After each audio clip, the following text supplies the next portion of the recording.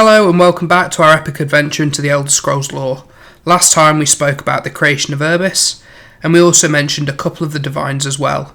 Today we're going to talk about the 8 Divines in more depth.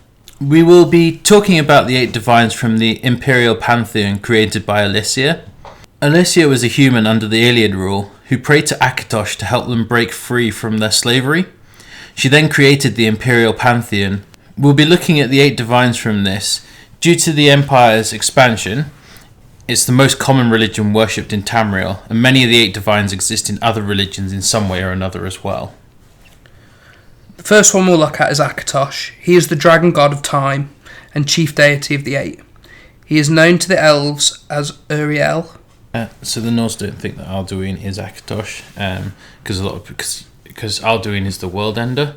So a lot of people think that because he signifies the end of time, he is like the embodiment of Akash. But the Nords don't think that, because obviously Alduin's like essentially a bad guy, whereas Akash is obviously a good god. But the Imperials do think that is the case. Okay.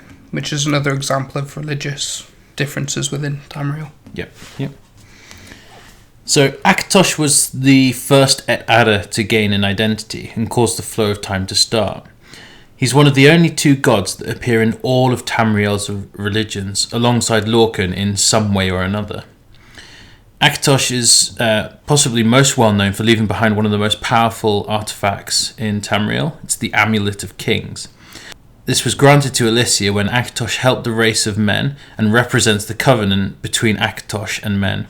There's a large jewel in the middle, which is red and represents the dragon's blood in the septum line. It is also surrounded by 8 other gems representing each of the Divines. The gem was accompanied by an eternal dragon flame, which will remain lit as long as the Divines are worshipped. As long as it's lit, the Divines will prevent the Daedra from Oblivion from invading Tamriel. This prevented the aliens from summoning Daedra, so it made it much easier for men to break free and never fear the Daedra again. The other gift of Akash bestowed upon Alicia was blood from his own heart, making her the first of the Dragonborn. From Akash we move on to Arche. He is the god of birth and death. Because of this, he is found in many of Tamriel's religions. He is often more popular where people struggle with concepts of time, and concepts of Akash are too complicated, where life and death is a much easier measure of time passing. This is also why he is linked to the seasons and the cycle of life and death they represent.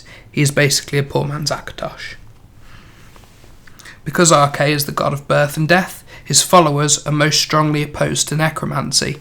Not only the fact that it is disgusting and immoral, but as an affront to Arche, as it is his decision who lives and who dies, and necromancers meddle with this. He is also the god of neutrality. As god of both life and death, he represents balance and neutrality. His chapels offer neither blessings or curses, so do not disrupt the balance of things. Where he comes from, however, is something that is not quite as clear.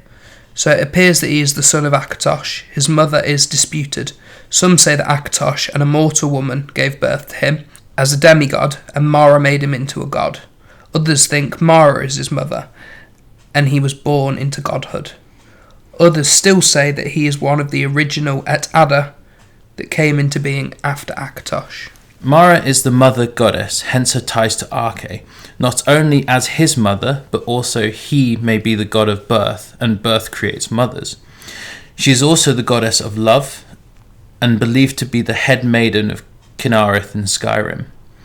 It is said that she is also Akash's wife, or Lorcan's, or even a concubine of both. It is partly due to this that we're not sure about Arche's heritage. Kenarith is the goddess of the heavens. I've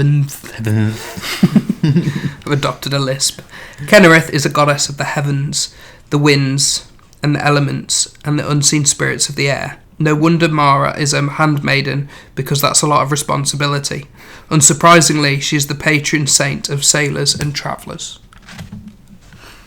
In some legends, she is the first to agree to Lorcan's plan, and it is said that she created the space in which the mortal realms would be created.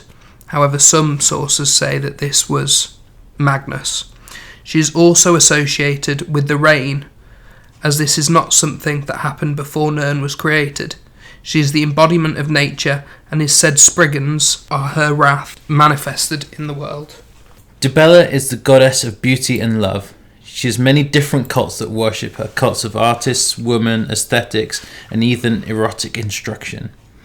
She's left 2 major artifacts that you can come across. The first is the brush of true paint. This allows the artist to create the world that they paint on the canvas in the canvas itself. The second, which is somewhat less exciting but is almost more important, is the Helm of the Crusader. This relic has been lost and is one to be found to restore honour to the Crusaders of the Nine. Then there is Julianus, who is the god of wisdom and logic. He is often associated with Junkul, the Nordic father of language and maths. He is also the Cyrillic god of literature, law, history and contradiction. The monastic orders of Julianus, founded by Tiber Septim, and are the keeper of the titular Elder Scrolls. The chapels of Julianus are places of learning, therefore they are called schools instead of chapels. It is one of the top 2 institutes of knowledge and research, the second being the Mages Guild, and there appears to be plenty of rivalry between the two. Next we'll talk about Stendar. He is the god of righteous might and merciful forbearance. He is a patron of law enforcement bodies, imperial legions, and all law-abiding citizens. As the most merciful of gods, their chapels are always willing to help, especially the injured, as they have some of the best surgeons in the lands. However, the best apothecaries are under Kinnereth for poisons and diseases. It is rumoured that he accompanied Tiber Septim in his final days. Zenithar is the final god of the 8. He is the god of wealth, labour, commerce and communication. His followers have shown hard work and honest profit, creating peace and prosperity. Hard work and honest labour are what Zenith prides, and the rewards are his blessings. The majority of his followers are miners, woodsmiths and blacksmiths. Woodcutters even. In the Empire, the nobility and merchants are also followers.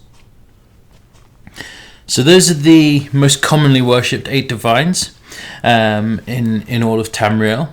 And that about wraps that up. So, you've been listening to Dan and Joe chatting about the 8 divines for a little while. And as always, it's been a delight. So don't forget to subscribe and comment, and we'll see you next time.